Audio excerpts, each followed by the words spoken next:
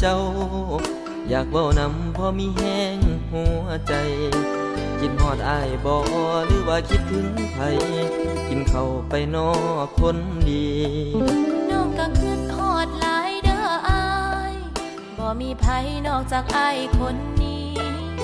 หัวใจสิหอมน้องมีเพียงพี่คนดีน้องอยากคิดหลายอยู่ห่างไกลย่านใจเจ้าเปลี่ยนทางที่เรียนย่านนี้ผู้บ่าวใหม่ตั้งเถื่อโทรหาเจ้าบ่รับสายสิวันไหวหัวใจมันสั่น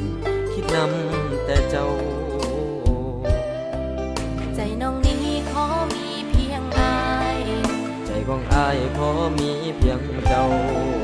ขอให้ฮักสองเฮาให้ฮักแห้งกว่าเก่าบอกกับใจสองเฮาให้หูเฮายังฮักกันอยู่เฮายังคิดถึงกันแม้ว่าสองเฮานั้นอยู่ห่างกันแสนไกลเฮายังมีกันฮักกันตลอดไป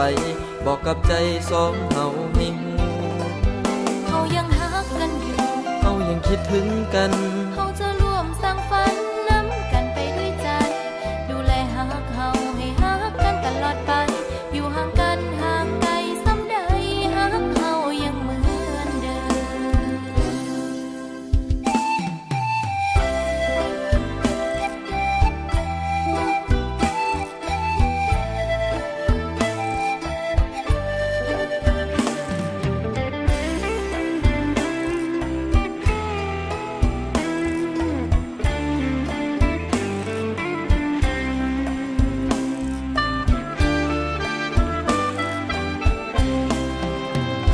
เฮายังฮักกันอยู่เฮายังคิดถึงกัน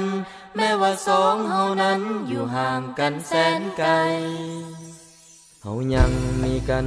ฮักกันตลอดไปบอกกับใจสองเฮาให้หูเฮายังฮักกันอยู่เฮายังคิดถึงกันเฮาจะร่วมสร้างฝันนำกันไปด้วยใจดูแลฮักเฮาให้ฮักกันตลอดไปอยู่ห่างกันห่างไกลซ้ำใดฮักเฮายังเหมือนเดิมอยู่ห่างกันห่างไกลซ้ำใดฮักเฮายังเหมือน